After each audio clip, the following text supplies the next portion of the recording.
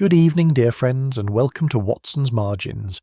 Edward here, your companion for a little quiet reason before the night deepens. Tell me, is there a lamp burning near you now? Perhaps a cup grown gently cool, a room holding that particular stillness that only arrives when the day has finally released you.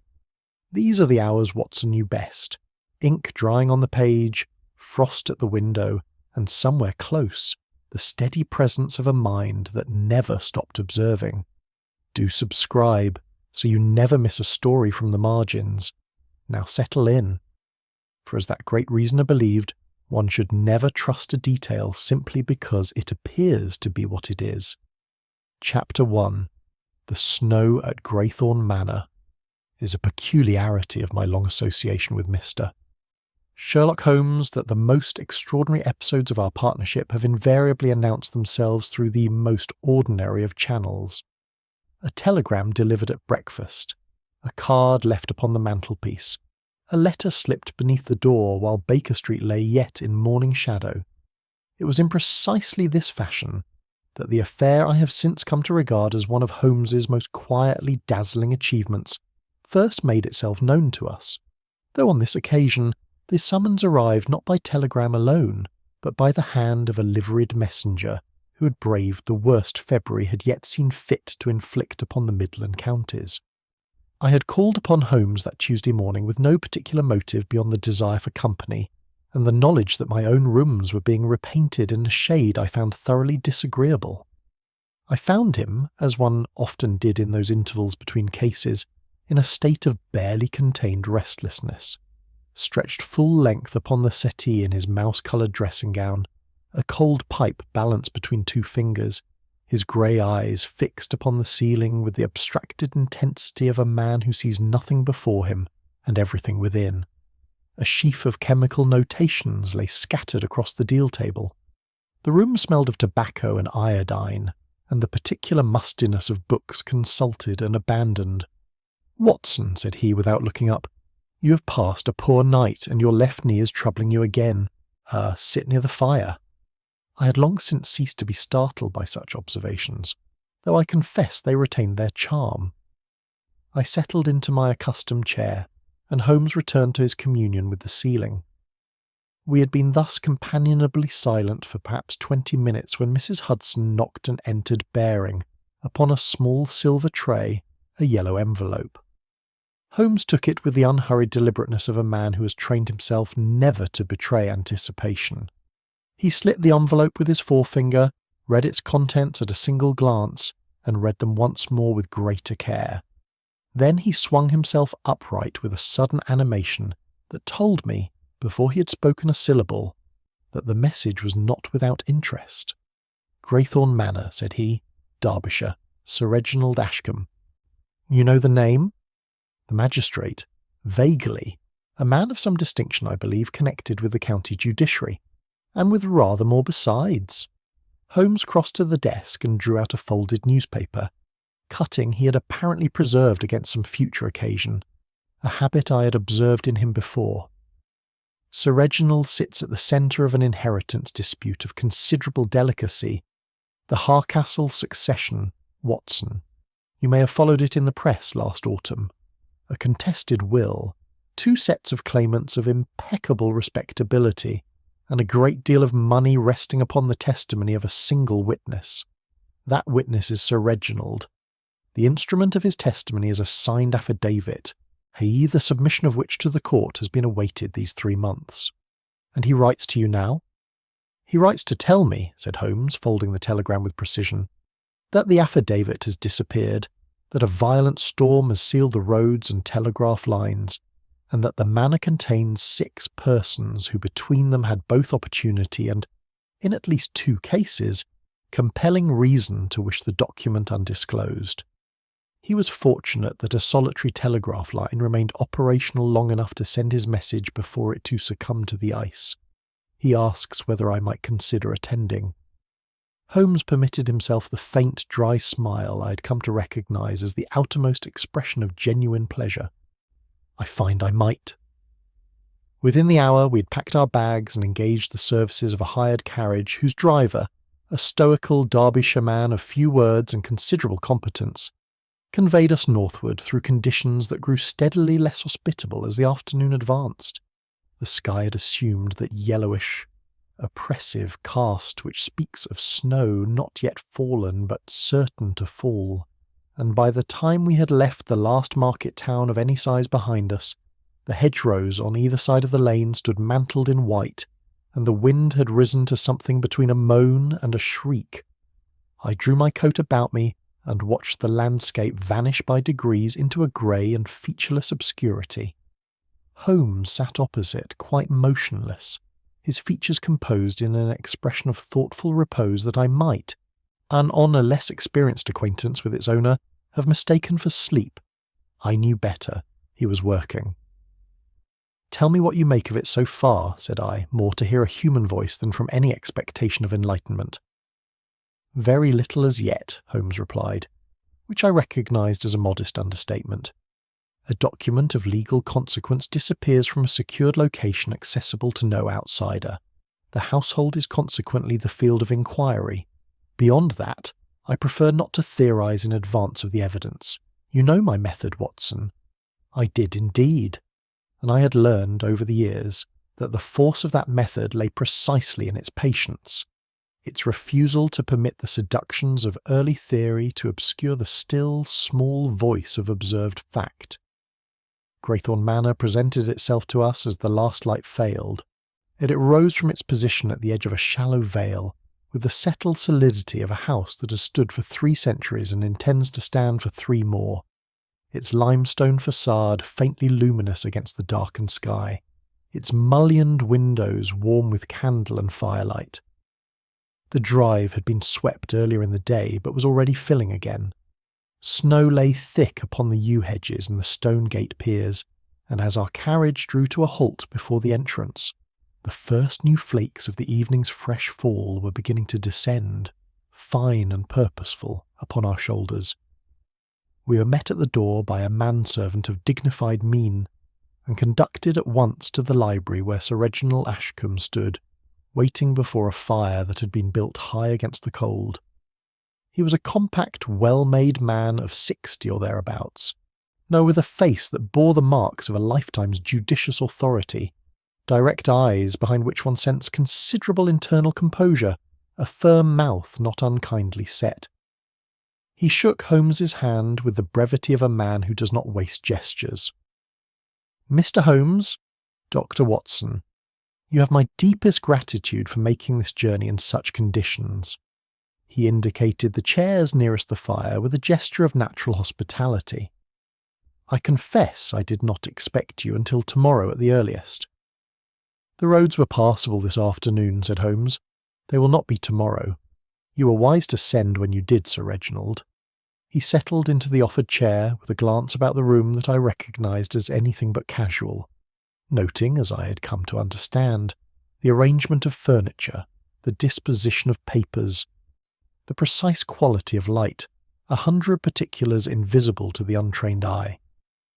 "Before you acquaint me with the circumstances of your loss, perhaps you would be good enough to tell me who is present in the house."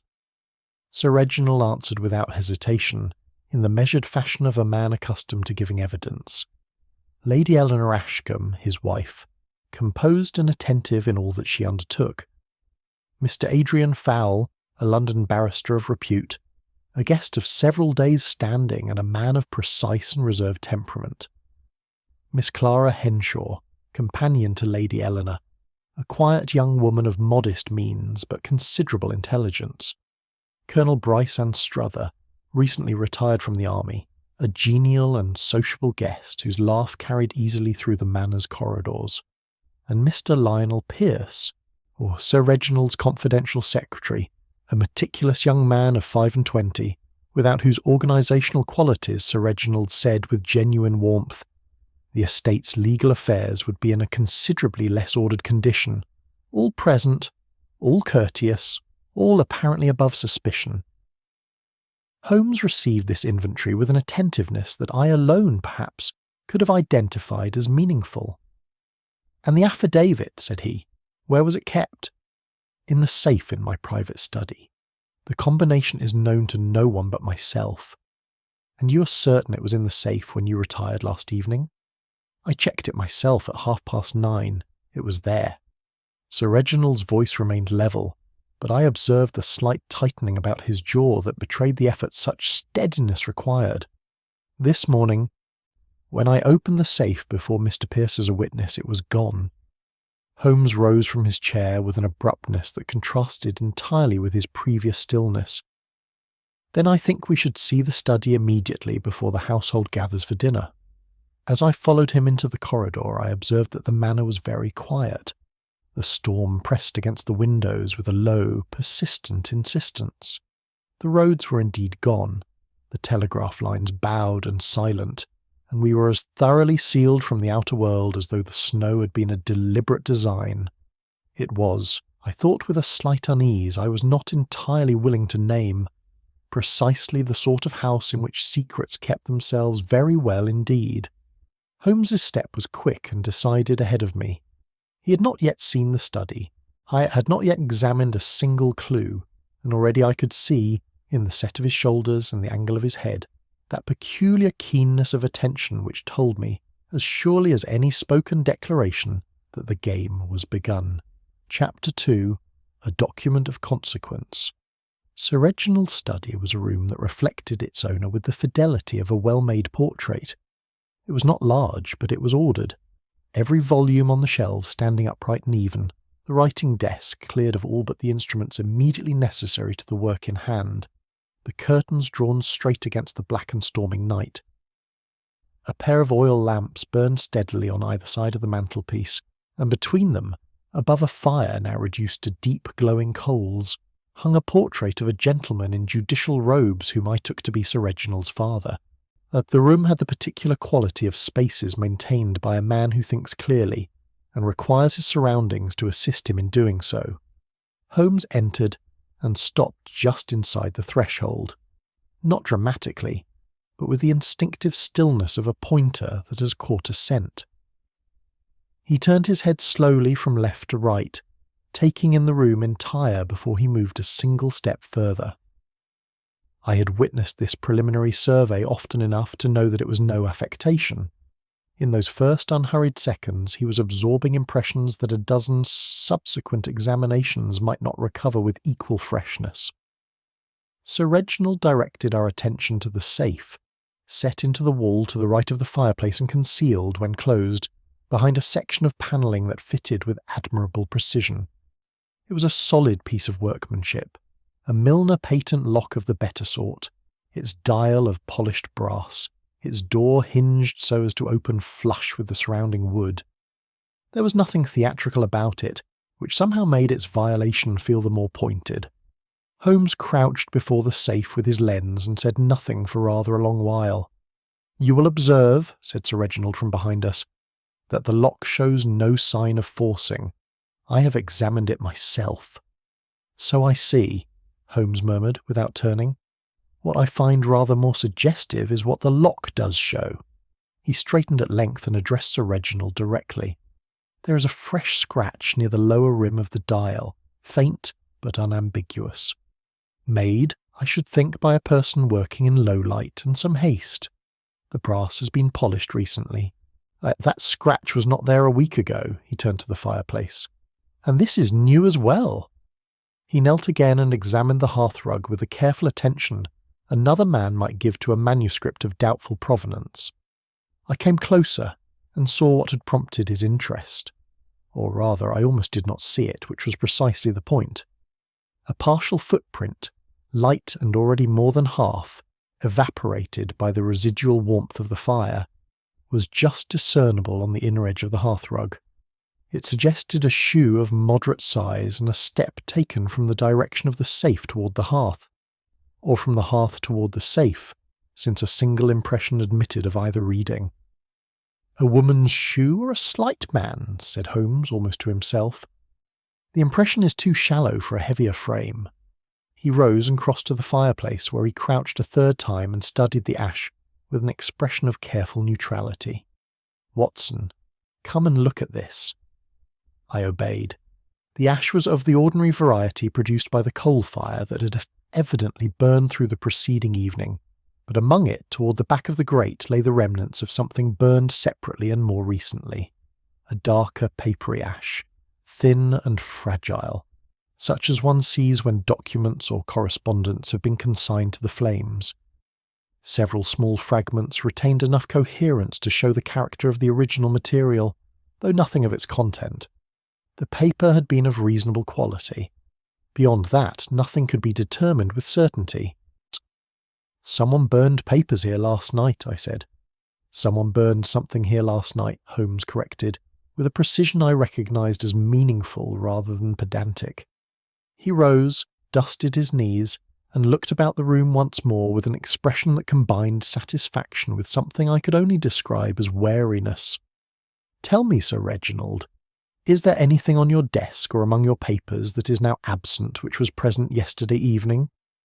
Sir Reginald frowned and went to the desk. He examined it carefully, opening the central drawer, then two smaller ones. "I cannot be certain," he said at last. "Pierce keeps my stationery in order. There may be a sheet or two of foolscap absent, but I could not swear to it." He paused. The affidavit itself was written on heavy foolscap of the legal sort. A double weight. Holmes nodded slowly, as though this confirmed something he had already suspected. He said nothing further about the ash. We dined that evening at a table that seated 8, though only 7 of us were present, Sir Reginald and Lady Eleanor at either end, and the 5 guests disposed along the sides with the natural arrangement of a household that has been some days in each other's company. The storm had by this hour achieved a full and impressive fury, and at intervals one could hear its voice in the chimneys and against the shuttered windows, not unpleasantly, from the warmth of a well-appointed dining-room, but with a persistence that reminded one at regular intervals that the world beyond these walls had become, for the present, quite unreachable. Lady Eleanor Ashcombe was perhaps 50, a handsome in the fine-boned, well-preserved manner of a woman who has always known how to compose herself for any occasion. She presided over the table with gracious efficiency, directing conversation away from anything awkward and toward the merely interesting. Her eyes, I noticed, were of a very clear grey, and they moved over the table with a quality of attention that, in another context, one might have called watchful. Mr. Fowle sat to her right, a lean, precise man of 40-something, with the lawyer's habit of saying rather less than he knows and rather more than he intends. He ate sparingly and spoke in well-constructed sentences that always stopped a measure short of revelation. Across from him, Miss Henshaw, a pale young woman of perhaps 28, with an air of quiet alertness about her, attended more to the conversation of others than to advancing her own.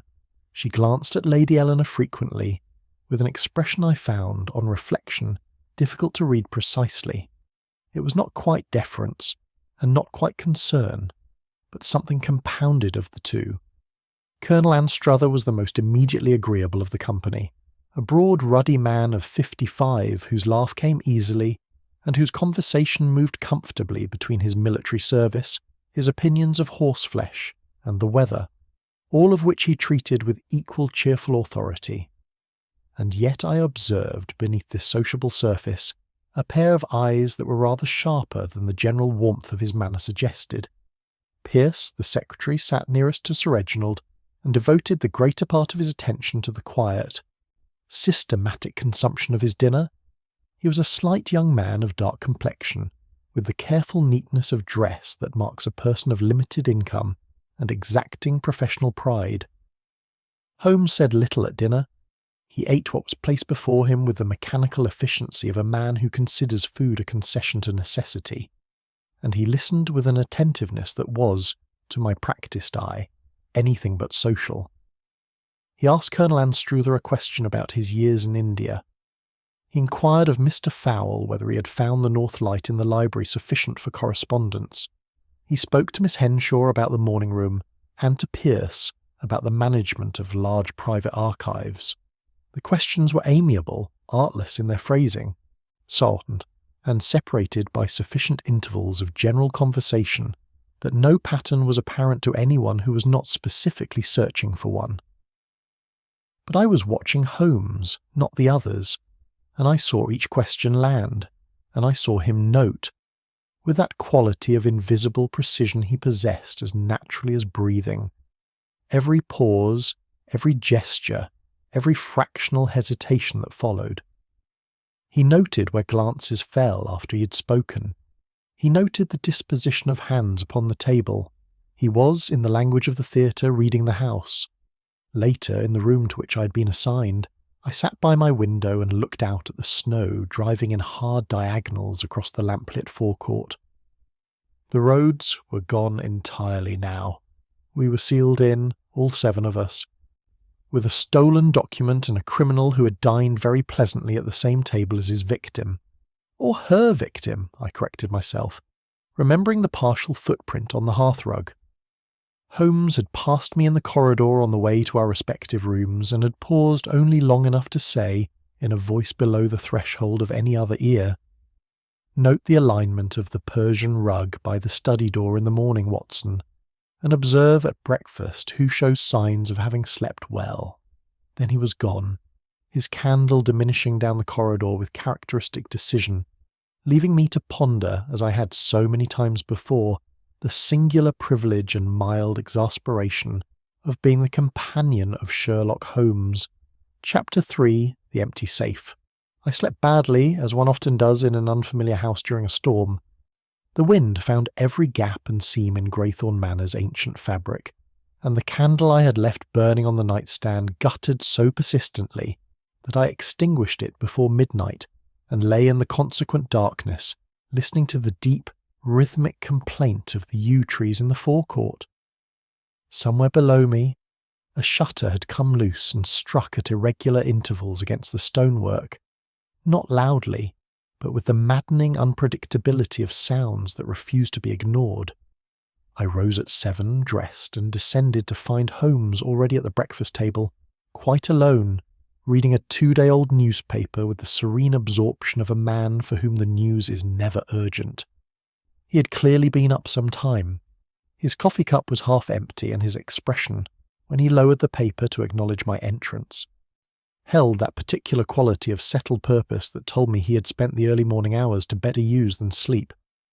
"The rug," I said, taking my seat. "Displaced inward by approximately 4 inches along its eastern edge," he replied, folding the newspaper. "Consistent with a door being opened with some care in the dark, held rather than swung so as to minimise noise and then drawn closed again in the same fashion.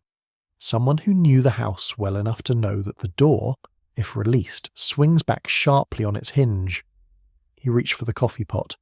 "Also, Pierce came down at 5:30. I heard him in the corridor. He returned to his room at 5:45. I cannot tell you what he was doing, but I can tell you he was not breakfasting." I had not heard any of this. I said so. "You were not listening for it," said Holmes without reproach. The household assembled for breakfast in the gradual overlapping fashion of guests who have not yet established a common routine. Lady Eleanor arrived first after myself, composed and pleasantly spoken, her colour rather higher than it had been the previous evening, the cold of the upper rooms perhaps, or something else entirely. Miss Henshaw followed, pale and quiet as before. The Colonel came in stamping warmth into his hands and delivering a forceful opinion about the depth of the snow as observed from his window. Fowle appeared last, a few minutes behind the others, with the drawn look of a man who has done considerable thinking in the night and has not yet reached conclusions he finds satisfactory. Pierce did not come down to breakfast at all, which I noted, and which Holmes received with the very slightest elevation of one eyebrow. At 9:30, Sir Reginald summoned us, Holmes, myself, and at Holmes's quiet request, Mr. Pierce, who had by then reappeared looking perfectly composed, to the study, where the safe was to be opened before witnesses. It was, I understood, a formality Sir Reginald had intended as a demonstration of good order, rather than in any expectation of difficulty. He worked the combination with the practised ease of daily habit, his fingers moving through the sequence without hesitation, and pulled the door open with the confidence of a man who has no reason to doubt what he will find. The safe was empty, not disordered, not ransacked. Empty in the way that a carefully made absence is always more disturbing than chaos, because it implies deliberation. The shelf on which the affidavit had rested showed not so much as a displaced paper clip. Beside it, a small leather case of seals and a bundle of tied correspondence remained undisturbed. Only the affidavit was gone, and its absence had the quality of a statement. Sir Reginald stood very still for a moment. Then he said in a voice of absolute steadiness that cost him something, "It is gone." Pierce, standing to my left, said nothing. I glanced at him and found his expression carefully neutral, not surprised exactly, but containing its reaction with a deliberateness I found, on reflection, worth remarking. Holmes had already moved to the safe and was examining its interior and the dial mechanism with his lens. He spent rather longer on the exterior of the door than on the interior, and then turned his attention again to the scratch near the lower rim of the dial that he had noted the previous evening. "Have you a glass of water, Sir Reginald?" he asked without preamble. The request was so entirely unexpected that Sir Reginald blinked before dispatching Pierce for the item in question. Holmes, in Pierce's brief absence, crossed swiftly to the window, which was latched firmly from within, its sill undisturbed, the snow on the outer ledge lying in an unbroken plain, and then to the study door, which he examined on both sides with a brisk attention that was over before Pierce returned with the glass. Holmes took the water, carried it to the hearthrug, and knelt. He tilted the glass and allowed 3 drops to fall upon the exact spot where the partial footprint had been observed the previous night, and the result was instructive. The water spread immediately and freely, indicating a surface already saturated from a previous and recent dampening. The footprint, already half evaporated when we'd first seen it, had been made by a shoe carrying melted snow, not frost from within the house, but outdoor moisture, the kind one accumulates by stepping briefly into the night air and back again. "Someone went outside," I said. "Briefly an insignificant cold," said Holmes, setting down the glass. "Note the position. The step was taken from the hearth toward the safe, not the reverse. Whatever was carried came in from outside, not out." He stood and addressed Sir Reginald directly. "The windows are latched and the snow beneath them undisturbed. No one entered from outside, but someone within this house stepped into the cold, through a door, not a window, and very briefly, before crossing this room, he paused. There is a door in the east corridor giving onto the side garden, I believe." "The postern door," said Sir Reginald. "It is kept locked. Who holds a key?" A silence fell, of a quality rather different from the silences that had preceded it. "Myself," said Sir Reginald slowly. "Pierce, and the head housemaid, Mrs. Collard." Holmes absorbed this without visible reaction, and moved on. He crossed to the fireplace and examined the ash once more, this time with an attention so concentrated that I felt the room hold its breath around him. He withdrew from his coat pocket a folded sheet of paper, and laid 2 small fragments of the burnt material upon it with a pair of pocket tweezers, fragments no larger than a thumbnail, dark and tissue-fragile. He studied them for a long moment, tilting the paper toward the lamplight, and then folded it carefully away with the expression of a man who has received useful, if incomplete, information. "The material burned here," said he, "was paper, but it was not parchment and it was not heavy foolscap of the legal variety. It was lighter, correspondence paper, or blank writing stock. Whoever burned this either burned the wrong document or, more probably, burned something deliberately chosen to suggest that the affidavit had been destroyed." He looked up. "Which means the affidavit itself is almost certainly still within this house." The effect of this pronouncement upon Sir Reginald was visible and immediate, a slackening of the jaw followed by a rapid recomposition of his features into something between relief and fresh anxiety. The document was not destroyed, it was hidden, and between those 2 facts lay a considerable difference of intention. "That is not a comfort I find unqualified," said Holmes, reading his host's expression with characteristic accuracy. "A document destroyed is beyond recovery. A document hidden may be found, but it may also be moved, and moved again, and the interval before the court requires it is not unlimited. He buttoned his coat with a kind of decisive finality. "I should like to speak with each of your guests this morning, Sir Reginald, separately and in whatever room you find convenient, beginning, if you please, with Colonel Anstruther." He walked to the study door, opened it, and paused with his hand upon the frame. Something on the floor of the corridor had caught his eye, something I could not immediately identify from where I stood. He looked at it for precisely 2 seconds, then stepped over it with perfect composure and continued down the corridor without remark. I looked down as I followed him out. The Persian rug lay smooth, and even along the corridor floor as though it had never been disturbed. But at its eastern edge, just where it met the bare boards before the study door, there was a faint curved compression in the pile, the ghost of a crease, as though the rug had been carefully replaced by someone who had taken pains, but not quite pains enough. Chapter 4. The Problem of Time. Sir Reginald placed the small sitting room at the end of the east corridor at Holmes's disposal, a narrow, book-lined space that smelled of cedar and old leather, warmed by a single compact fireplace, and lit by a window now entirely opaque with driven snow. A pair of armchairs faced each other across a low table, and Holmes arranged them with a small but deliberate adjustment before the first interview began, placing his own chair precisely so that the light from the window, such as it was, fell upon his guest's face rather than his own. I was invited to remain, taking a position slightly to one side and behind Holmes's chair, present but not foregrounded, as though I were a piece of furniture rather than a witness. This arrangement, I had come to understand, was not accidental. Colonel Anstruther came in with the easy, square-shouldered confidence of a man accustomed to being questioned, and finding the experience without particular terror.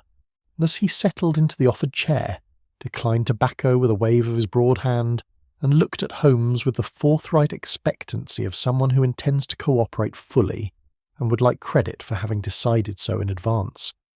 He had, he said, retired to his room at 10 o'clock the previous evening, perhaps a few minutes before. He was an early riser by long habit, and late evening sat ill with him. He had read for perhaps half an hour a volume on the campaigns in Afghanistan he had been meaning to finish these 6 months, and had been asleep by 11 at the latest. He had heard nothing in the night that struck him as unusual, though he granted that the storm was sufficiently vocal to have masked a considerable range of sounds. Holmes listened to all of this with his elbows on the arms of his chair and his fingers laced loosely before him. "You mentioned Afghanistan," said he pleasantly. "The Kandahar engagement, or the earlier business at the Khyber?" The Colonel's expression brightened with the instinctive warmth of a man invited to discuss a subject he knows well, and for the next 3 minutes Holmes drew him on with the easy fluency of a sympathetic interviewer entirely at home with military history, etc., which I reflected Holmes rather was, in that selective, functionally precise fashion that characterized his knowledge of everything. Then, as smoothly as a conversation changes direction in a current of moving water, Holmes said, "The East Corridor, Colonel. Did you pass through it at any point yesterday evening?" "I shouldn't think so. My room is on the west side, no reason to go east." "And the library clock, did you consult it at any point?" "The library clock," the Colonel considered. "I may have glanced at it before dinner. Why do you ask?" "A small matter of timing," said Holmes, and moved on to other things with so light a transition that the Colonel, I believe, never marked the question as significant. Fowl came next, and the atmosphere in the room changed perceptibly with his entrance. Not in any dramatic fashion, but as the air in a space changes when someone enters it, who is himself accustomed to the business of careful questioning, and brings to the occasion a corresponding wariness. He was courteous, precise, and said everything that a man in his position would naturally say, each statement complete, each account accounted for. He had been in his room from shortly after 10 o'clock drafting correspondence by lamplight. He had a clear recollection of the time because he had consulted his pocket watch twice during the course of the evening, once at 10:30 and once at midnight, when he had finally set down his pen and retired. "Your correspondence," said Holmes. Legal in nature? Personal, said Fowl, with a brevity that closed the matter as firmly as a door. Of course. Holmes's tone conveyed perfect indifference. And the lamp in your room, a standard oil fitting or the newer acetylene type that several of the rooms appear to have been fitted with? Fowl paused. Oil, I believe, the older sort. One burns through rather more oil with the older sort when writing at close quarters for 2 hours. Holmes said this without inflection. As a man states a simple fact of domestic economy, I hope you found it sufficient. Fowl said that he had, and there was a fraction of a second between the question and the answer that might in another context have meant nothing whatsoever. Miss Henshaw was brief and direct in a manner that suggested neither evasion nor rehearsal. She had spent the earlier part of the evening in the morning room reading. She had retired at 10:30, passing no one of note in the corridors. She had slept soundly. She offered all of this in a voice of calm simplicity, and what struck me most about her account was not anything she said, but a quality of restraint in how she said it, as though she were holding herself to a careful exactness, giving nothing beyond what was asked. Holmes thanked her with the same courtesy he extended to everyone, and as she rose to leave he said, in a tone of conversational afterthought, "The morning room lamp. Did you find it bright enough for reading? I understand the sconces in that room are placed rather far from the reading chairs." Miss Henshaw turned at the door. "I managed perfectly well," she said. "I am glad to hear it." Holmes smiled. "The oil reservoirs in that room are rather shallow as I recall. One has to be careful." She left, and Holmes sat for a moment in silence. Lady Eleanor entered last among the guests. Pierce, I understood, was to be seen separately and at a later hour. She took her chair with the natural composure of a woman who has presided over difficult social occasions before and found them manageable. She'd spent the evening in her sitting room with a headache, she told us, retiring early and remaining in her room from shortly before 9:30. She had taken a powder for the pain and slept tolerably. She had heard nothing of consequence in the night. "A headache," said Holmes with a sympathetic incline of his head. "I'm sorry to hear it. These old houses can be very trying in cold weather. The draughts alone." He paused.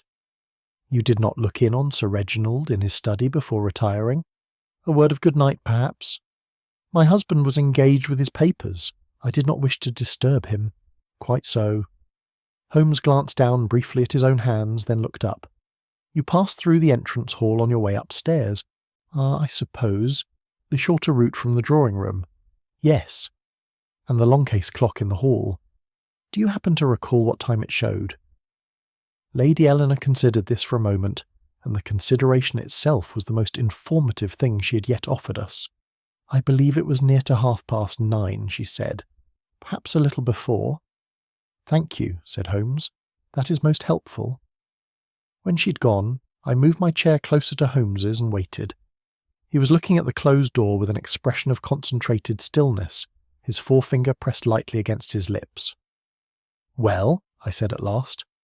"4 alibis for the same general period," he said, "and 4 internally coherent accounts. The difficulty is not that any one of them is obviously false. The difficulty is that 2 of them cannot both be true." He rose and went to the window, speaking with his back to me. "The library clock runs 7 minutes fast, Watson. I established that this morning while you were at breakfast. Fowl consulted his pocket watch at 10:30. But if the library clock was 7 minutes ahead, and if someone adjusted it deliberately, then the true time of certain movements last evening was earlier than the accounts suggest, early enough to create an interval that no one has yet acknowledged. Someone adjusted the clock. He turned from the window. Which means that someone in this house had both the presence of mind to alter time and the specific knowledge to know why doing so would be advantageous." He retrieved his coat from the back of his chair. "The morning room lamp oil, Watson. I checked the reservoir this morning before breakfast. It had been burning for considerably less than 2 hours. Miss Henshaw was not reading from 10 o'clock. She was reading for perhaps 40 minutes. Where was she for the remainder of the time?" He moved toward the door, pausing with his hand upon the frame in that characteristic attitude of a thought arrested at the threshold. "And the snow tracked into the east corridor," he added, almost as though reminding himself. "I found traces of it on the boards near the postern door at 6:30 this morning. Already melted, but the residue was fresh. Whoever stood there last night did not do so before the storm reached its height." He opened the door. "The snow began in earnest at 10:30. Our interval, therefore, is not 10 to midnight. It is later, and it is shorter, and it belongs to someone whose stated account of the evening has just become rather more difficult to sustain." He was gone into the corridor before I had fully risen from my chair, moving with the quick, quiet purposefulness of a man who has just located, in the dense and apparently undifferentiated substance of an alibi, the single thread that will, in time, unravel all the rest. Chapter 5. What is seen, not said. The afternoon brought no abatement in the storm and no fresh intelligence from the outer world. The telegraph remained silent, the roads invisible beneath a continuous accretion of white, and the household had settled into that particular suspended quality of life that a prolonged snowfall imposes upon the people it confines. Meals taken with slightly excessive attentiveness to the food, conversation maintained at a pitch of determined normality, and beneath it all, in every corner and interval, the quiet, corrosive awareness that one is sealed in a house where something has gone wrong. I occupied the late morning with my notebook, recording observations while they remained precise in my memory. Holmes had vanished after his interviews with a brevity of explanation that I had long since learned not to question, and I did not see him again until luncheon, at which he appeared at the table in excellent humour, ate with unwonted appetite, and contributed to the general conversation a series of remarks about Derbyshire's geological character that were perfectly agreeable and entirely uninformative. Whatever he'd been doing in the intervening hours, he gave no indication of it. It was not until after luncheon, when the company had dispersed to their respective retreats against the long grey afternoon, that Holmes sought me out in the library and sat down across from me, with the air of a man who has completed one phase of an undertaking and is prepared to discuss it. "I have spent the morning," said he, "in the less dignified but more instructive practice of observation at close quarters. I contrived, in the ordinary course of moving about the house, to examine each of our principal persons with rather more attention than a social encounter usually permits." He drew out his pipe and filled it with the unhurried deliberateness that preceded, I knew, a careful recitation. "Let me tell you what I saw. He had observed," he began, "that Lady Eleanor's left cuff, the inner face of it, he had turned habitually outward in the manner of a person who writes with her right hand resting against the wrist, bore a faint smudge of ink of a particular blue-black character. This in itself was unremarkable. What was rather less so was its position, not at the fingertips, as one finds in a person who handles correspondence, and not at the heel of the hand, as in a writer of extended prose, but along the outer edge of the wrist and the lowest inch of the cuff, precisely where a hand rests when steadying a large, stiff document spread flat upon a surface. The affidavit had been written on heavy foolscap. Heavy foolscap, held flat and examined closely, requires precisely that posture. "She told us she had not handled legal papers," I said. "She told us she had retired with a headache before 9:30 and had not disturbed her husband at his work. The ink suggests otherwise." Holmes drew on his pipe. "It is not conclusive, it is indicative. I do not confuse the two." He had observed Colonel Anstruther's boots, the pair set to dry before the fire in the corridor outside his room, where the Colonel had placed them the previous evening, and where they had remained until the housemaid collected them at 9 this morning. They were country boots of a stout and serviceable kind, the soles still faintly damp when Holmes had examined them in the early morning. This, in a heated house during a snowstorm, was consistent with only one explanation. The boots had been worn outdoors and had not dried fully overnight. The Colonel had stated that he retired early and remained in his room. He was outside, I said. His boots were outside. I tried to attribute to the Colonel personally only what the Colonel himself provides me cause to attribute. There was a dry precision in this that was, I thought, not entirely without humour.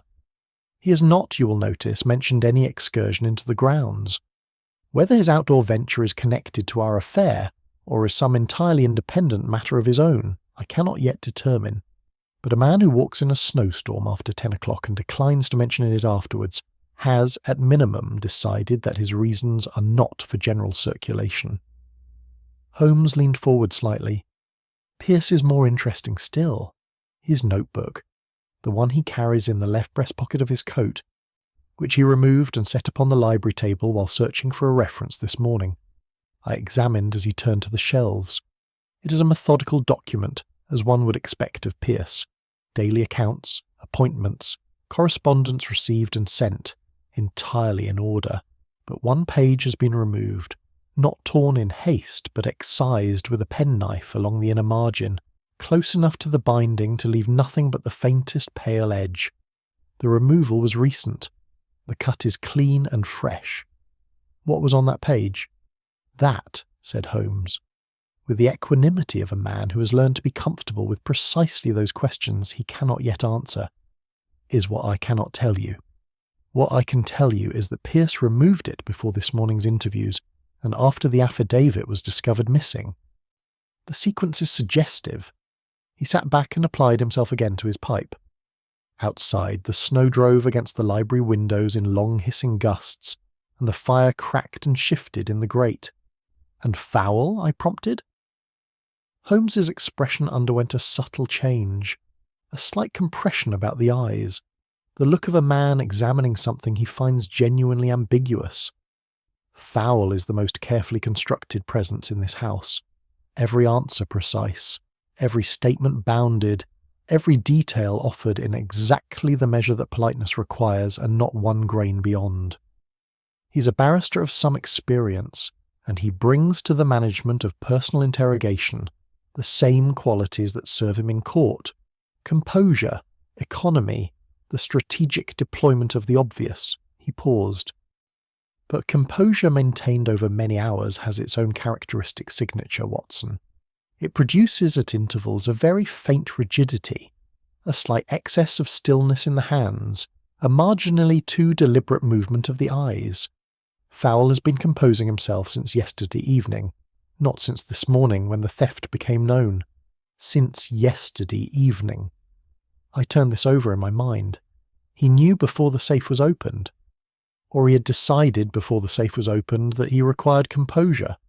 The distinction matters. Holmes set down his pipe and looked at me with that directness that signalled the end of preliminary observation, and the approach of something more substantive. There is one further detail. Fowl's penknife. I managed a close look at it this afternoon when he laid his coat across the library chair. The blade is a good one, Sheffield steel, kept clean as a barrister's instrument invariably is. But at the hinge point where the blade folds into the handle, there is a trace of hardened wax. Cream-coloured wax, the sort used to seal correspondence or, more specifically, to seal a document case. I said nothing. The implication was plain enough without embellishment. And yet, Holmes continued with an equability that I recognised as deliberate, motive is not mechanism. Fowl has reason, and, it appears, the instrument. But reason and instrument do not tell me how he stood in the study between 10 and midnight while Sir Reginald's door was locked and the windows sealed from within. He stood, moved to the window, and looked out at the blank and obliterating white. No, I am not yet finished. The choreography, as I said last evening, is the thing.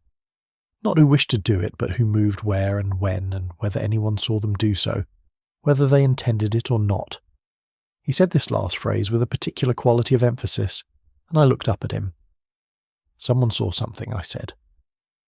Holmes turned from the window and regarded me with an expression that combined satisfaction with a warning against premature conclusion. I believe so, and I believe that person has thus far declined to say so, for reasons that are either protective or fearful, and possibly both. He moved toward the library door. I am going to look once more at the east corridor. Specifically, I wish to examine the postern door and the state of the flags immediately outside it. The snow has continued to fall, but the flags are sheltered by the east parapet, and there may yet be something preserved that the storm has not entirely obscured. He paused in the doorway, and something in his manner prompted me to ask, "Holmes?" Do you know yet who took it?" He was silent for a moment that lasted precisely long enough to be meaningful. "I know who is most likely," he said, "and I know that at least one other person in this house is helping them, whether or not they fully understand the nature of that assistance." He looked at me steadily. "What I do not yet know is where the document is at this present moment. Until I know that, I have nothing that would satisfy a court or compel a confession. Guilt, Watson, observed but unconfirmable, is merely suspicion in a good suit of clothes." He left me with that, and the fire, and the sound of the storm pressing without relief against the glass. Chapter 6. Silent Agreements. Holmes returned from the east corridor as the last grey light was draining from the sky, stamping snow from his boots in the entrance hall with the brisk efficiency of a man who has found what he was looking for and is in no mood to linger over the finding. He said nothing to me until after dinner, which was a somewhat subdued affair, the company having reached that stage of enforced proximity where the effort of sustained sociability begins to outweigh its rewards. Conversation moved in careful orbits around the central unspoken subject, like water finding roots around an obstacle it cannot acknowledge. I observed the table with the attention Holmes had over the years trained me to bring to such occasions. Lady Eleanor spoke less than the previous evening, and what she said was directed almost exclusively toward Colonel Anstruther and Miss Henshaw, never toward Fowle, whom she addressed only once, when the passing of a dish made it unavoidable, and then with a pleasantness so perfectly calibrated that it constituted by its very precision a form of distance. Fowle, for his part, ate with the methodical absence of appetite I had noted that morning, and kept his eyes for the most part upon his plate. Pierce sat at Sir Reginald's left hand and performed his secretarial social function with competent quietness, refilling glasses and redirecting conversation with the practised invisibility of a man long accustomed to being useful without being present. It was not until the company had dispersed and Holmes and I had withdrawn to the cedar sitting-room that he spoke with any substance. He had gone to the postern door and examined the flags outside it. The parapet, as he had anticipated, had sheltered a narrow strip of the east-facing flagstone from the worst of the snowfall, and on that strip he had found what 2 hours of continuous precipitation had not entirely erased. 2 sets of footprints, overlapping, both leading from the door and returning to it and made at different times. The first set was older, the snow had partially recovered them, softening their edges, suggesting they had been made earlier in the evening, before the storm reached its full force. The second set was fresher, sharper-edged, and smaller. 2 people used the postern door last night, I said. At different hours. Holmes had taken his customary chair and was looking into the fire with an expression of focused deliberation. The first excursion was made while the snow was moderate. The second was made later, when it was severe. The impressions are shallower, made by someone moving quickly and not lingering. He looked up. The boots outside Anstruther's room were wet. His impressions, I believe, are the earlier ones. A man of his build and his stated route from the drawing-room to the west staircase has no reason to pass the east corridor, let alone go through the postern door. He went out for a reason he has chosen not to share with us, and he went out while the snow was still negotiable. And the second set, smaller, a woman's outdoor shoe, or a slight man's in a narrow last. The heel impression is clean and deep, someone who walked with purpose and without hesitation. They knew where they were going. He paused. There is a stone urn on the east terrace, approximately 8 feet from the postern door. The snow around its base has been disturbed, not by the wind, which would produce an even drift, but by a hand or hands working at the urn's interior. Something was placed there, or retrieved from there, or both. I thought of the partial footprint on the hearthrug, the step taken from outside toward the safe. Something brought in from the garden, I said slowly. You suggested earlier that the document came in, not out. I suggested the movement was inward. I did not then know why. Holmes pressed his fingertips together with the careful deliberateness that marked his transitions from evidence to inference. Consider the sequence as I now reconstruct it. The affidavit was taken from the safe at some point during the evening.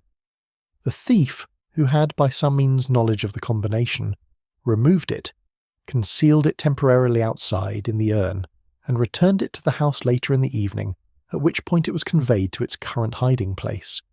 The burning of the blank paper in the fireplace was staged to suggest destruction, the fragment to be discovered later in the shrubbery, which has not yet been found, but which I expect will emerge when the storm permits, was prepared in advance as misdirection. But why remove it outside at all, I asked. Why not simply hide it within the house from the beginning? Holmes smiled, not with pleasure exactly, but with the particular satisfaction of a question that has been asked at precisely the right moment. Because the person who took it from the safe and the person who ultimately concealed it within the house are not the same individual. The outdoor step was the transfer. Two people, Watson, acting in concert, one of whom had access to the study and knowledge of the combination, and one of whom had custody of the document during the critical interval, and the confidence to act after everyone else had retired. The fire settled and shifted. Somewhere in the house a door closed softly. They passed each other in the east corridor, I said, remembering Holmes's words from the previous night. And both have denied being in the east corridor at any point during the evening. He rose and went to the writing table in the corner of the room, where he had earlier placed several sheets of paper. I have been reconstructing the evening circulation patterns based on what each person has told us, cross-referenced against what the physical evidence actually shows. The clock in the library runs 7 minutes fast. I established this morning that it was functioning correctly 2 days ago. I found the clockmaker's entry in Pierce's household log, which records a routine winding and regulation on Sunday last. It was altered after Sunday and before this morning, and it was altered by someone who knew precisely how much adjustment would serve their purpose. He spread the papers on the table and I came to look at them, and he had drawn a rough plan of Greythorne Manor's principal floor, the corridors, the staircase, the study, the library, the morning room, and upon it marked, in 2 different inks, the stated movements of each member of the household and the movements indicated by the physical evidence. Where they coincided, the lines ran together. Where they diverged, Holmes had marked the discrepancy with a small, neat cross. There were 3 crosses on the plan. 2 of them were in the east corridor. The clock adjustment, Holmes said, tracing a finger along the corridor, created an apparent interval between 10 and midnight during which certain movements could be distributed across a plausible timeline. But the true interval, accounting for the 7-minute error and for the evidence of the lamp oil and the storm's onset, is narrower. Between 10:30 and 15:15 to midnight, 2 people were in this corridor who have stated they were elsewhere, and one of them was carrying a document. He folded the plan and set it aside. There was a quality of decision in the gesture. The burned material, I said. You told Sir Reginald it was lighter paper, correspondence stock. From Pierce's stationery, I believe. The watermark fragment I recovered is consistent with the writing paper I observed in his secretary's folio. He said this with the careful neutrality he reserved for statements that implicated without accusing. Whether Pierce is a principal in this affair or has been used without full comprehension of the purpose, I cannot yet determine. His torn page troubles me. A man who removes a record is either concealing his own actions or protecting someone else's. In Pierce's case, I suspect the latter, but suspicion and knowledge remain, as I have said, entirely different animals. He moved to the door and paused, which I had come to recognise as a conversational habit indicating a final thought rather than an afterthought. "Tomorrow," said he, "I intend to have a second conversation with Miss Henshaw, not about the evening in question, about something else entirely. She is watching this affair with a degree of attention that exceeds what concern for her employer's household would reasonably require." He looked at me steadily. "I think she saw something in the east corridor. I think she has said nothing because she believes, or has been asked to believe, that her silence is an act of loyalty." He opened the door. "It will fall to me to suggest as gently as I can manage, that it is not." Chapter 7. The Convenient Discovery. The third morning at Greythorne brought with it something that none of us had seen since our arrival, a cessation. Not warmth, nor any great improvement in the general aspect of the landscape, which remained a uniform and formidable white from the far tree line to the very windows of the house, but a cessation of the storm's active hostility. The wind had dropped in the small hours, the snow had stopped by dawn, the sky had cleared to a pale, cold blue of the kind that follows prolonged violence in the weather, with a composure almost offensive in its serenity, and the grounds of Greythorne Manor lay in that particular hushed stillness that deep snow bestows upon a place.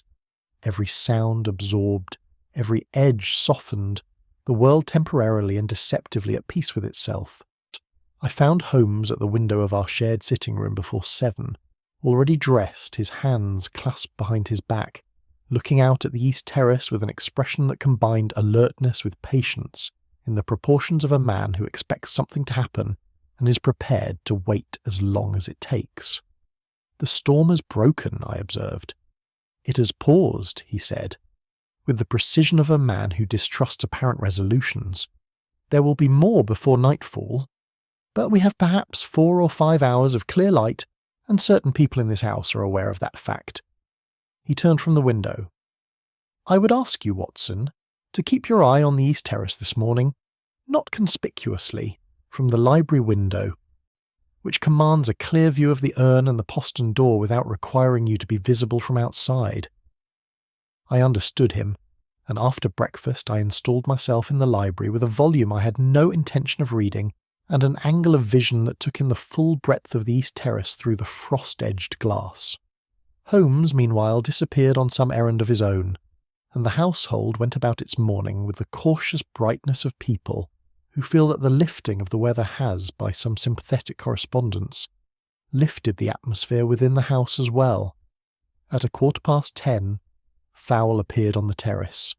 He had dressed for the cold with the practical thoroughness of a man who intends to be outside for a specific purpose, and not a moment longer. Heavy coat, scarf, stout boots.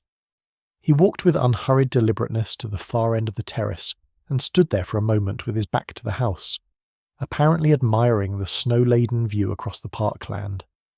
Then he turned, and his route back along the terrace took him past the stone urn at its eastern end. He paused there. His hand went briefly to the urn's interior, confirming by the angle of his arm that he was reaching within rather than merely resting against the stonework. He withdrew something, I could not determine what, at that distance, slipped it inside his coat and continued his walk with precisely the same unhurried cadence as before. I went immediately to find Holmes. He received my account in the corridor outside the library with a nod of the careful, unsurprised kind that indicates not that the information is unwelcome, but that it has arrived at the expected moment rather than sooner. "Good," he said simply, and Fowle, he returned directly inside. He came in through the front entrance. I didn't see him go to his room, but he didn't pass me. "He will go to his room," said Holmes, "or somewhere equally private." He was already moving down the corridor with that long quiet stride. "We will give him 20 minutes. Those 20 minutes I spent in a state of controlled impatience that Holmes appeared not to share. He sat in the cedar room with his pipe and his fingers steepled before him, apparently at rest, while I occupied myself with my own thoughts and the muted sounds of the house going about its morning. At the end of the allotted time, Holmes rose, set down his pipe, and said, "Now, we may be more useful." We were not, as it happened, required to seek Fowle out. We had not reached the foot of the staircase when the sound of voices from the direction of the morning room brought us to a halt. 2 voices, distinct in character, one of them Fowle's measured barrister's cadence, and the other a woman's, lower than one might expect, and carrying the particular controlled quality of speech being kept deliberately beneath the threshold of audibility. Holmes moved to the morning-room door, which stood an inch ajar, and listened without apology. After perhaps 30 seconds, he stepped back and looked at me with an expression I had learned to read as the intersection of confirmation and regret. We did not enter the morning-room. Holmes went instead to the study, found Sir Reginald at his desk, and requested that the whole company be assembled in the drawing-room before luncheon. Sir Reginald, who had by now placed in Holmes the kind of unqualified confidence that is the natural consequence of watching a methodical intelligence at work, gave the instruction without question. They came together at 11, all 6 of them, with the particular mixture of apprehension and relief that people bring to a gathering they have been expecting and dreading in roughly equal measure. Lady Eleanor took a chair near the window, composed as always, though her hands were folded in her lap with a stillness that was, I thought, the product of effort rather than ease.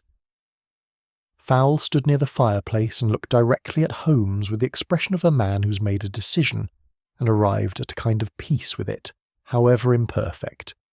Miss Henshaw sat slightly apart, her eyes downcast. The Colonel positioned himself near the door with the instinctive tactical awareness of a military man. Pierce stood to one side of Sir Reginald, with his notebook closed and his pen uncapped, a habit of professional readiness that on this occasion carried a certain pathos. Holmes stood in the centre of the room and said nothing for a moment. Then he said, quite conversationally, "A piece of the missing affidavit has been found. Mr. Fowle recovered it this morning from the stone urn on the east terrace." The silence that followed was of a specific and heavily inhabited kind. Fowle did not deny it. He reached into his breast pocket, withdrew a folded sheet of a heavy foolscap, and placed it on the writing table near the window with the deliberate movement of a man performing an act he has rehearsed internally for some hours.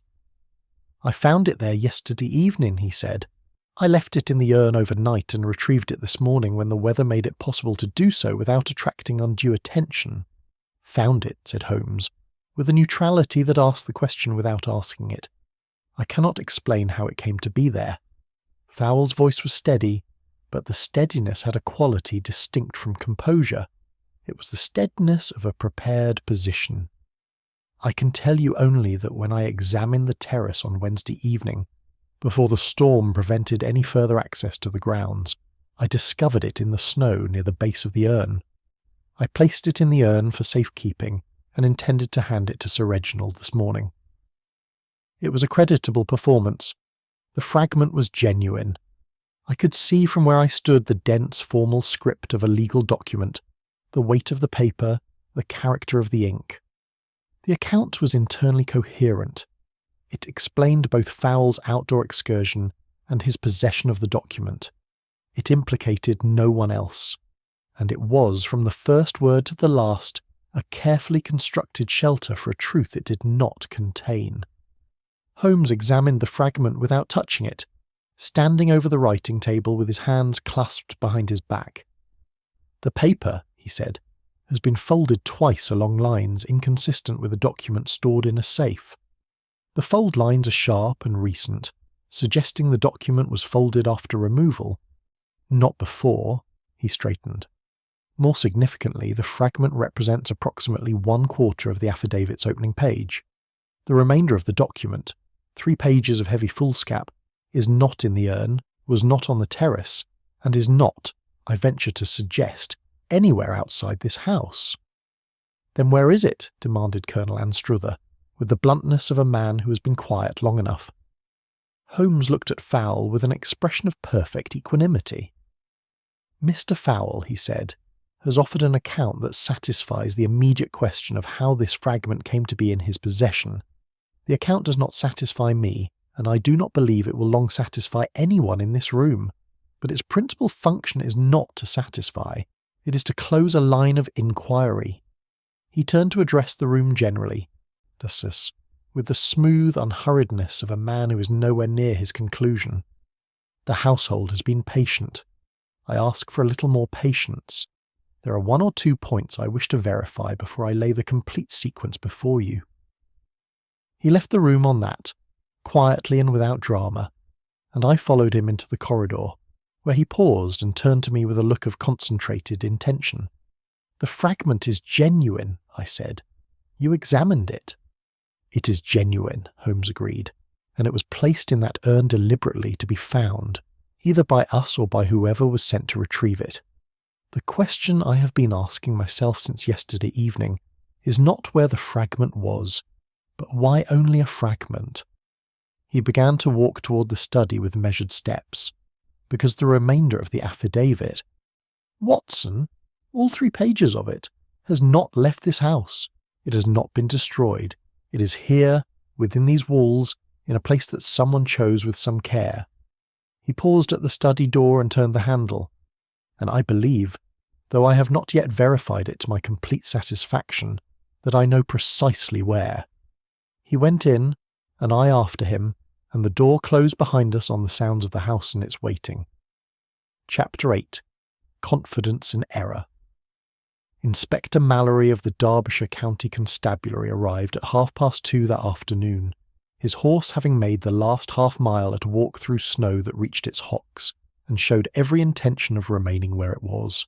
He was a compact, dry-mannered man of 50, with the weathered look of someone who has spent a professional lifetime arriving at scenes of difficulty in inclement conditions, and has long since ceased to find either remarkable.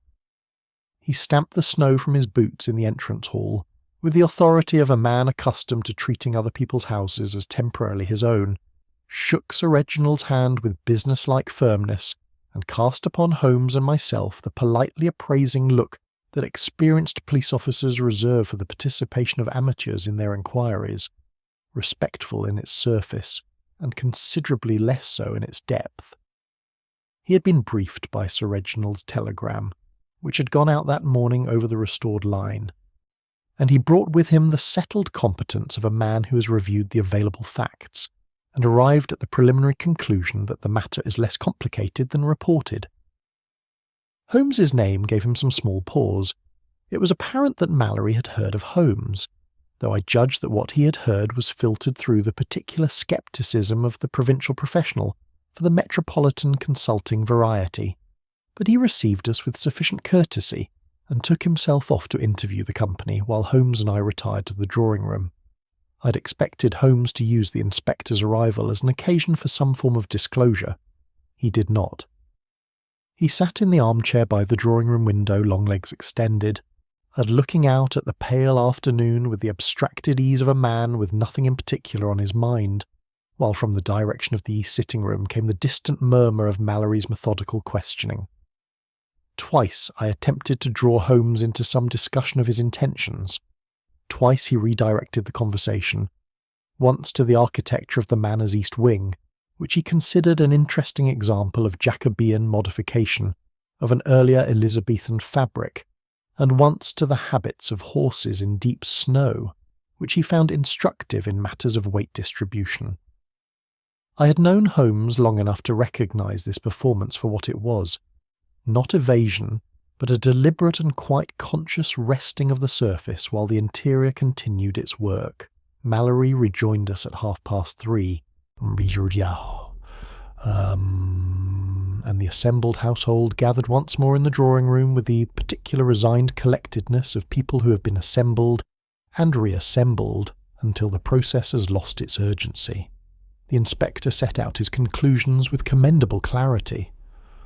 The fragment of affidavit recovered from the urn constituted material evidence.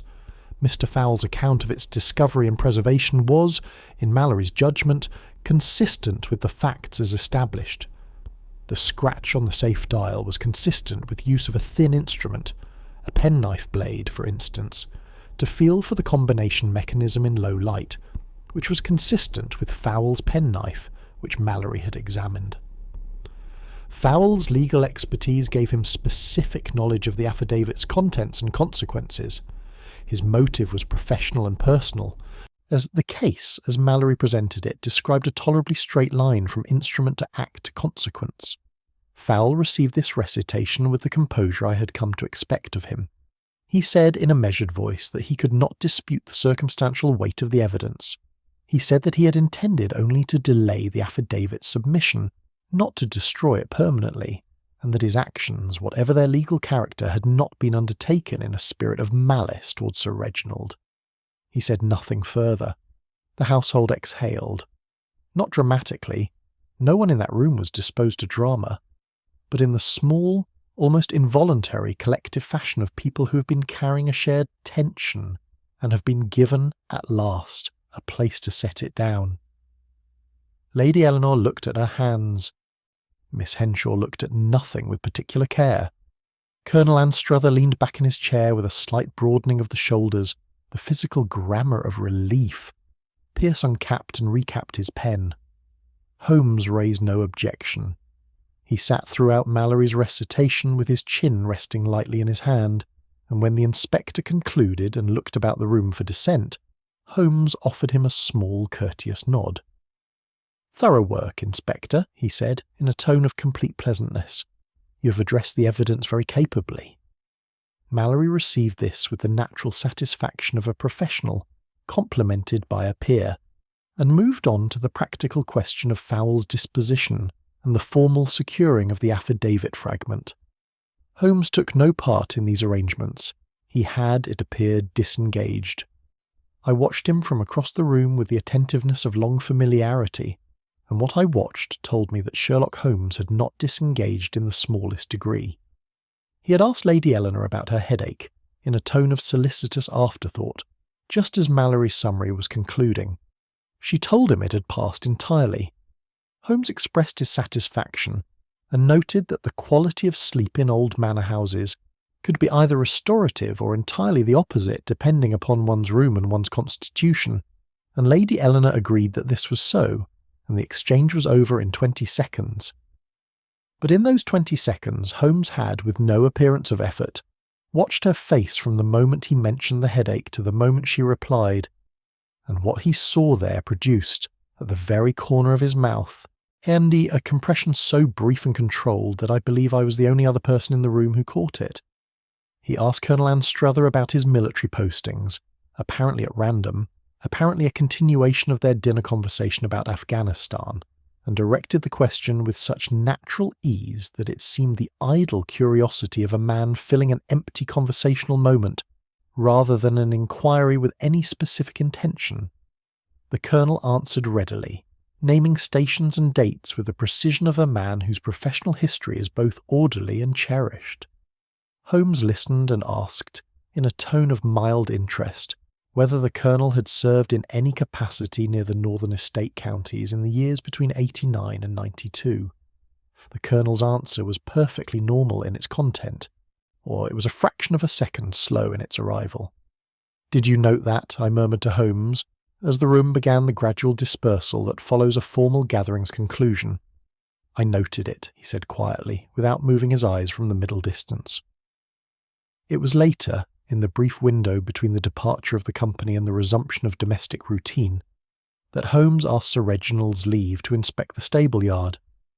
The request produced, in our host, a polite bewilderment that he managed with the grace of a man who has decided to trust entirely and question nothing. Holmes spent 40 minutes in the yard and the associated outbuildings, returned with snow on his coat and an expression of mild confirmation, and then went directly to examine the postern gate and the wall along the manor's east aspect with the same quiet, unhurried purpose. I walked beside him along the wall without speaking. The afternoon light was already thinning toward the blue-grey of an early winter dusk, and the cold had sharpened considerably.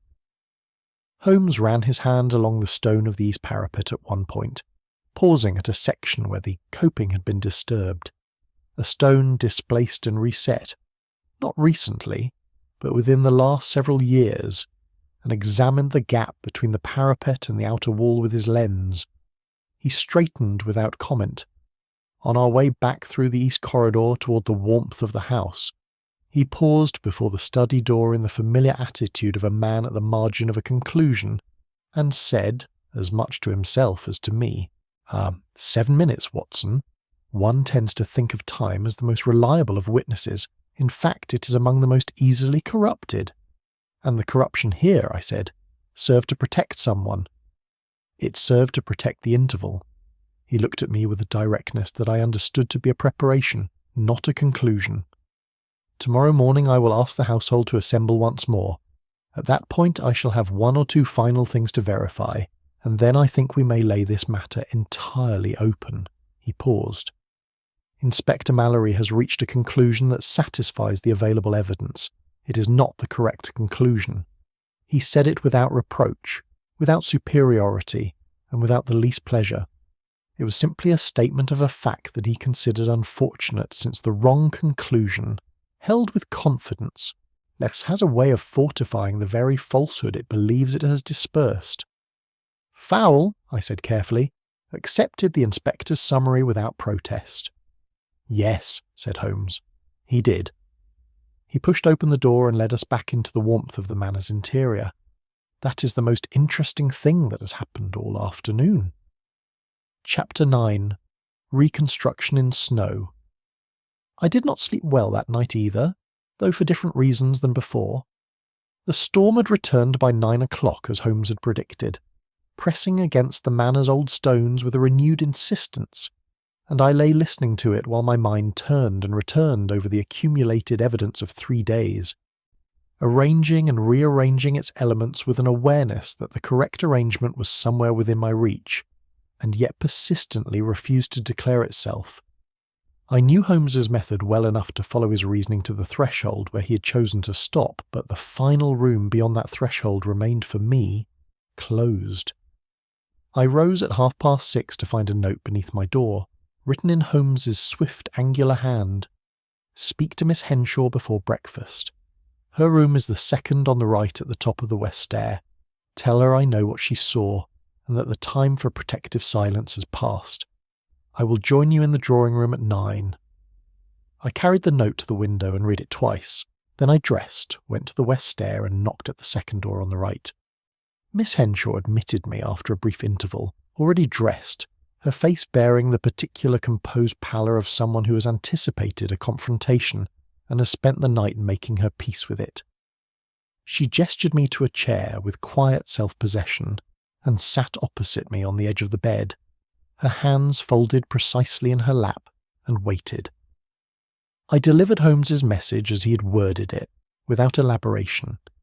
She received it in silence, looking at the floor, and when she looked up again her expression had undergone a change I can only describe as the dissolution of a sustained effort, the particular release of a face that has been held in a careful arrangement for some days, and has at last been given permission to be still. She had been in the east corridor, she told me, at approximately 11:15 on the night the affidavit was taken. She had gone down from her room not for any purpose connected with the study or the safe, but because she had heard Lady Eleanor's door, the room beside her own on the west landing, open and close softly at a little before 11, and had been unable afterward to sleep. She had waited, uncertain, for some 20 minutes, and then had gone downstairs by the back stair, intending to see whether Lady Eleanor was unwell. She had passed through the east corridor on her way to the drawing-room. She had seen Lady Eleanor at the door of the study, standing with her back to the corridor, in the act of turning the safe dial. She had not seen Lady Eleanor's face. She had not announced herself. She had retreated silently to the back stair and returned to her room. "And you said nothing," I said. "She is my employer," Miss Henshaw replied, in a voice from which she had removed with evident care everything except the fact. I did not understand what I had seen. I told myself it was a household matter, something quite ordinary. She paused. And then Mr. Holmes arrived, and the safe was found empty, and I understood that it was not ordinary at all. "Did Lady Eleanor speak to you about it?" A brief silence. "She came to my room on the second evening. She did not ask me directly what I had seen. She spoke about the difficulty of the situation for Sir Reginald, and about the importance of discretion, and about the distress that certain disclosures might cause to people one was fond of." Miss Henshaw's voice remained even throughout this account, but her hands, I noticed, had tightened slightly in her lap. She did not ask me to say nothing. She did not need to ask. I thanked her, and left her there, and went down to the drawing-room to wait for Holmes. He arrived precisely at 9, already coated, already purposeful, with the focused clarity of expression that meant he'd finished thinking and was ready to act. He heard my account of Miss Henshaw's disclosure with complete attention, asked 2 brief questions about the precise position in which she had observed Lady Eleanor and which hand had been at the dial, and then nodded with the finality of a man fitting the last piece into a mechanism he has already assembled in his mind. "Summon the household," he said to Sir Reginald, who had appeared in the doorway. "All of them. Here, if you please." Within the quarter hour. They came, with varying degrees of readiness, in the spectrum of expressions that runs from wary to resigned, and arranged themselves about the drawing-room in the same configuration they had occupied when Inspector Mallory had delivered his conclusions the previous afternoon. Mallory himself, who had stayed the night at Sir Reginald's insistence given the state of the roads, occupied a chair near the door with a watchfulness that suggested he had reconsidered during the night the entirety of his confidence. Holmes stood before the cold fireplace.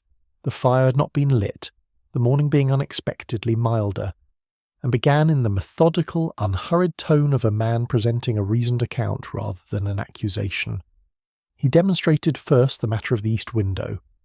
He had examined it that morning at first light, he told us, and the drift patterns in the deep snow below its exterior sill were entirely inconsistent with the window having been opened at any point during the storm. The snow had accumulated from the outside in the precise profile of an undisturbed surface.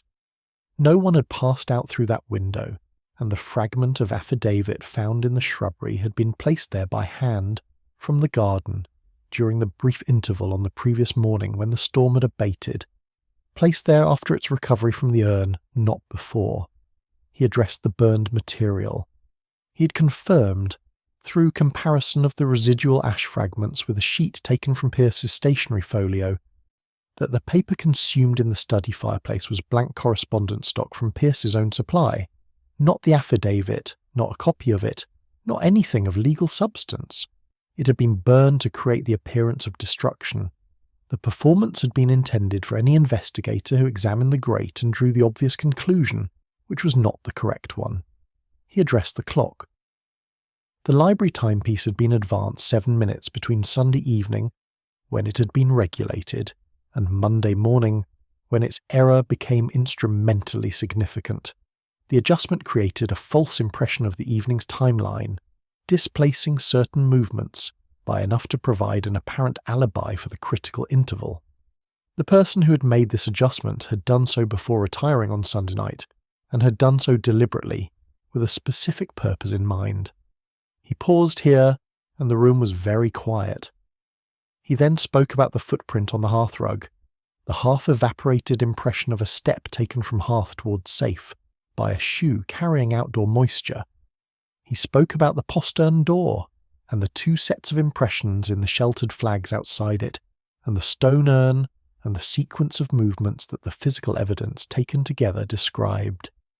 He spoke about the ink on a cuff, and the lamp oil insufficient for a 2-hour claim, and the page excised from a secretary's notebook, and then he said, quietly and without particular emphasis, "The affidavit was taken from the safe on Monday evening by Lady Eleanor Ashcombe." The silence that followed was of a different order from anything that had preceded it in that house. Lady Eleanor did not speak. She sat very straight in her chair, her clear grey eyes fixed upon Holmes with an expression in which I saw, for the first time, the dissolution of the composure that had been her primary instrument throughout the preceding days. It did not collapse dramatically. It simply ceased, as a maintained piece of music ceases when the player stops, not with a crash, but with an absence. Holmes continued, with the same measured calm. Her motive was the protection of her brother, Mr. Gerald Harcastle, whose position in the inheritance dispute is directly prejudiced by the affidavit's contents.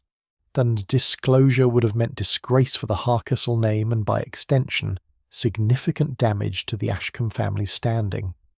She had known the combination of her husband's safe for years, a fact Sir Reginald did not consider because he had never consciously shared it, but which a careful and attentive wife acquires in the natural course of a long domestic partnership. He turned to Fowle. Mr. Fowle is an old friend of the family and in earlier years an admirer of Lady Eleanor. She approached him before the guests had retired on Sunday evening, I believe in the corridor outside the library, which accounts for both their presence in the east passage, and asked him to provide cover if the theft were discovered. He agreed, from an attachment of long standing, that his better judgment had not been sufficient to overcome. His role was not to take the document, but to accept, if necessary, the appearance of having done so. The fragment placed in the urn was to be his evidence, discovered by him, preserved by him, submitted by him as proof of incomplete and non-destructive intent. Fowle had not moved throughout this recitation. He looked at the floor with the expression of a man receiving a just verdict. "The affidavit itself," Holmes said, and here his voice carried the particular quality of a sustained note reaching its resolution, "was never outside this house for more than a brief interval. Lady Eleanor removed it to the garden urn early on Monday evening, before the storm reached its full force, which accounts for the earlier, and softer footprints in the flags outside the postern door, intending to retrieve it once she had determined where best to conceal it.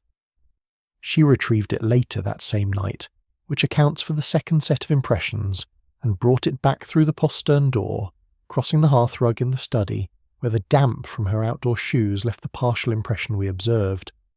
She then concealed it within the house, in a location she believed sufficiently unobtrusive to survive any search." He crossed to Sir Reginald's desk. Upon it stood the bronze Athena statuette that had occupied that position since before any of them had arrived. Holmes lifted it with one hand, turned it over, and set it upside down upon the desk. The base was hollow. From within it, folded twice along sharp creases that corresponded precisely to the fold lines Holmes had identified in the recovered fragment, he drew out 3 pages of heavy legal foolscap covered in the dense, careful script of a witnessed legal document. He placed them, without ceremony, in Sir Reginald's hands. Lady Eleanor's composure, which had held through everything else, did not hold through this. She looked at the statuette with an expression that contained, in rapid and unguarded succession, recognition, resignation, and something that I can only describe as the relief of a person whose concealment has at last been lifted from them. Not happily, not without grief, but with the particular exhausted honesty of someone who has been carrying a weight alone and has reached the limit of the carrying. "I moved it," she said, in a voice quite different from any she had used in 3 days. "I noticed on the first evening that it had been moved slightly off-centre. I thought it had been displaced in dusting." She stopped. Her eyes went to Holmes. "You saw it on arrival?" "I saw it on arrival," he confirmed. The room was very still. Outside, the snow lay deep and silent over the grounds of Greythorne Manor, and the pale winter light came evenly through the drawing-room windows, and there was nothing left to conceal. Chapter 10. The Lesson of the Dial. The hours that followed the disclosure in the drawing-room were among the quietest I have ever spent in the aftermath of a revealed truth. There was no scene, no outcry, none of the theatrical extremity that popular imagination associates with the moment a deception is laid bare. Lady Eleanor did not weep, nor did she protest further. She sat with her hands in her lap and answered Sir Reginald's questions, which he put to her in a voice of terrible steadiness, with the full, unembellished honesty of a person who has nothing left to protect and has found in that destitution an unexpected relief. Fowle confirmed what Holmes had described of his own role without addition or mitigation. Inspector Mallory took notes in a silence that was, to his credit, entirely free of self-congratulation about errors revised. Pierce was the last to speak, and what he said was brief. The page he'd removed from his notebook had contained an entry made on Monday evening recording that he had seen Lady Eleanor at the study door at 9:45 before the storm's full onset, which was earlier than her stated time of retirement. He had removed the page, he said, because he had not understood its significance when the theft was first discovered, and because, when he had come to understand it, he had found himself unable to act against the woman who had employed him with consistent fairness for 4 years. He said this plainly, without apology for the act and without undue self-reproach, and Holmes, who had listened with characteristic neutrality, gave him a brief nod that acknowledged both the honesty and its cost. By mid-afternoon, the roads had been declared passable in the direction of the nearest town, and Inspector Mallory had departed with a formal statement from Lady Eleanor, and the understanding that further legal proceedings would follow in their proper order. Sir Reginald had spent an hour alone in his study. When he emerged, his face wore the specific quality of composure that is not the absence of feeling but its deliberate and costly management, and he thanked Holmes with a brevity that contained, I thought, more genuine gratitude than any extended declaration could have conveyed. The affidavit, all 4 pages of it, the recovered fragment reunited with the 3 pages from the statuette's base, was dispatched under Mallory's personal care to be lodged with the court. The Harcastle succession would proceed. What that meant for the various parties to the dispute was a legal matter that lay beyond our present concern, but Sir Reginald noted with a gravity that asked no comment that the disclosure of the affidavit's contents would be precisely as consequential as he had always understood it to be. And Holmes and I departed Greythorne Manor the following morning, the Friday, when the hired carriage Sir Reginald had arranged could at last make its way through roads that were passable if not comfortable. Mrs. Hudson would have the fire lit and our rooms aired. Baker Street would be itself again, with its familiar sounds and its smell of tobacco and chemicals, and the distant noise of the London streets rising through the windows. I found, as we pulled away from the manor's entrance and its frost-rimmed gate piers receded behind us, that I was genuinely glad to be leaving. Not from any dissatisfaction with Greythorne's hospitality, which had been consistent throughout, but from the particular weariness that attaches itself to places where a concealment has been lived with for days, as entering the walls and the silences and the careful arrangements of every social occasion until the very furniture seems to carry it. Holmes sat opposite me in the carriage, as he had on the journey out, with the same composed stillness, though the quality of the stillness was different now. The stillness of a case concluded rather than a case in progress, which has always about it a certain flatness, a slight anticlimax that Holmes bore in his own characteristic fashion, by doing nothing at all for some considerable time. The snow lay unbroken over the fields on either side of the road, unmarked by any footprint or wheel rut, and the sky above it was the clear pale blue of a cold morning after a storm. The same sky, I reflected, that had been there on the morning Fowl had walked the terrace to retrieve the planted fragment, and that had illuminated Holmes's examination of the postern flags, and that had witnessed from its impersonal height every careful movement in the drama just concluded. We had been some 40 minutes on the road when I said, "There is one thing I have not yet fully understood." Holmes turned his head from the window with the alert patience of a man who's been expecting the question. "Only one?"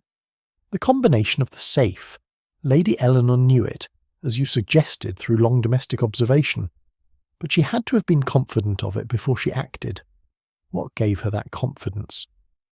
Holmes considered for a moment, which told me the answer was not entirely simple. "Sir Reginald is a man of orderly habit," he said. "His combination, I would venture, was not arbitrary.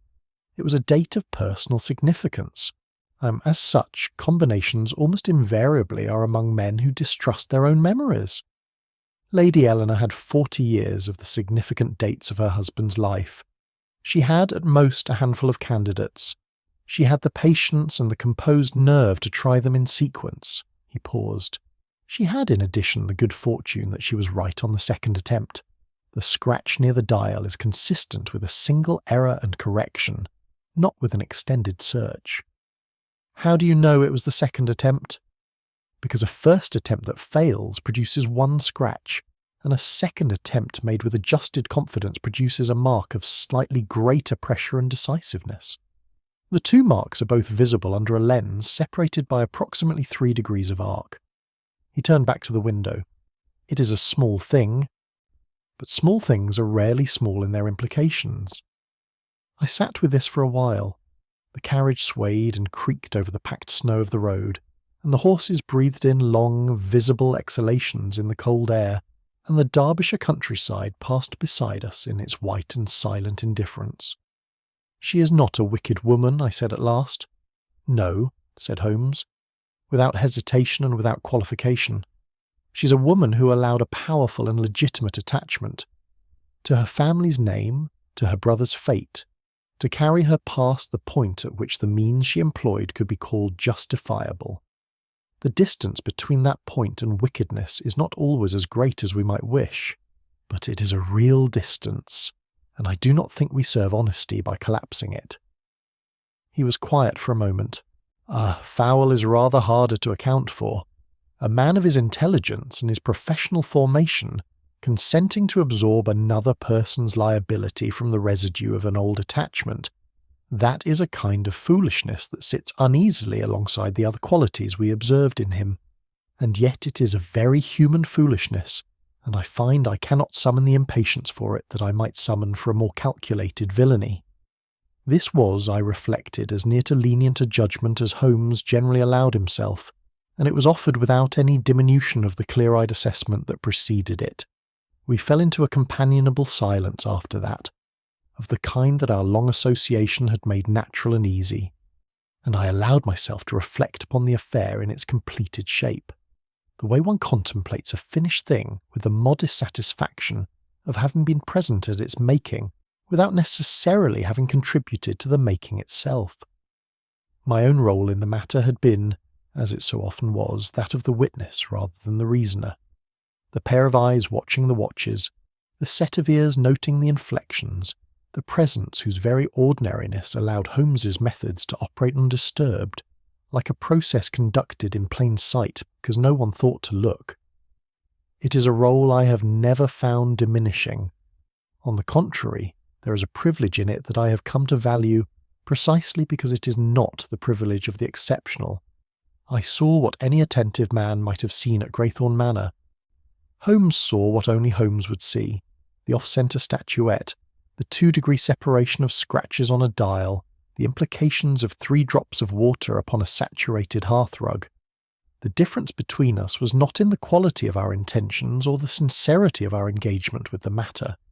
It was in the degree to which observation had been trained, over many years and by unrelenting application, into something approaching an instrument of precision. It was somewhere in the long middle miles of the return journey, with the Derbyshire landscape slowly giving way to the less dramatic distances of the south, that I said, half to myself, what had been forming in my mind for some hours. It was not the locked safe nor the drifting snow that obscured the truth, but the small indulgence of assumption, the 7 minutes no one thought to question. Holmes turned from the window and regarded me with an expression that combined, in its characteristic mixture, amusement, warmth, and the slight dryness of a man who finds sentiment forgivable in those he has chosen to trust. "My dear Watson," he said, "when time itself is tampered with, it is not the clock that lies, but the mind that trusts it."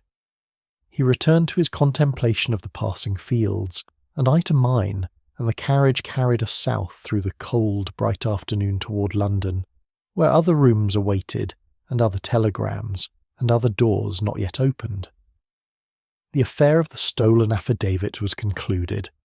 The 7 minutes had been reclaimed, and in the settling silence of a case resolved, I found myself thinking, as I've thought many times before and shall no doubt think many times again, that there is no education quite so thorough, quite so humbling, and quite so permanently useful as the experience of watching Sherlock Holmes look at what everyone else has already seen, and see something else entirely.